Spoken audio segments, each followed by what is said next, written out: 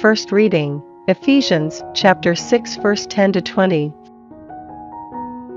Finally, grow strong in the Lord, with the strength of his power. Put on the full armor of God so as to be able to resist the devil's tactics. For it is not against human enemies that we have to struggle, but against the principalities and the ruling forces who are masters of the darkness in this world, the spirits of evil in the heavens. That is why you must take up all God's armor, or you will not be able to put up any resistance on the evil day. Or stand your ground even though you exert yourselves to the full, so stand your ground, with truth a belt round your waist, and uprightness a breastplate, wearing for shoes on your feet the eagerness to spread the gospel of peace, and always carrying the shield of faith so that you can use it to quench the burning arrows of the evil one. And then you must take salvation as your helmet and the sword of the Spirit, that is, the Word of God.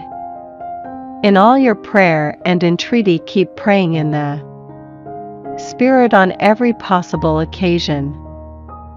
Never get tired of staying awake to pray for all God's holy people, and pray for me to be given an opportunity to open my mouth and fearlessly make known the mystery of the gospel, of which I am an ambassador in chains. Pray that in proclaiming it I may speak as fearlessly as I ought to.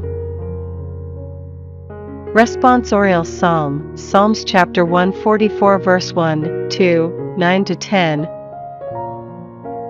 Of David. Blessed be Yahweh, my rock, who trains my hands for war and my fingers for battle, my faithful love, my bastion, my citadel, my Savior. I shelter behind him, my shield. He makes the people submit to me. God, I sing to you a new song. I play to you on the 10-stringed lyre, for you give kings their victories. You rescue your servant David from the sword of evil. Gospel, Luke chapter 13 verse 31 to 35. Just at this time some Pharisees came up.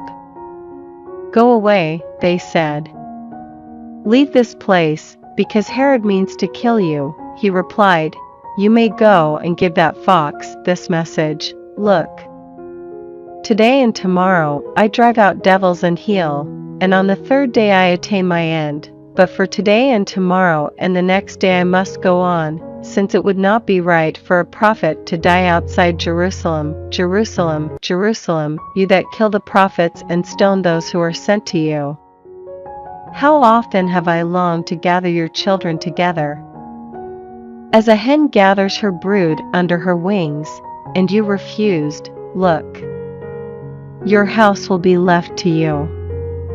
Yes, I promise you, you shall not see me till the time comes when you are saying, blessed is he who is coming in the name of the Lord.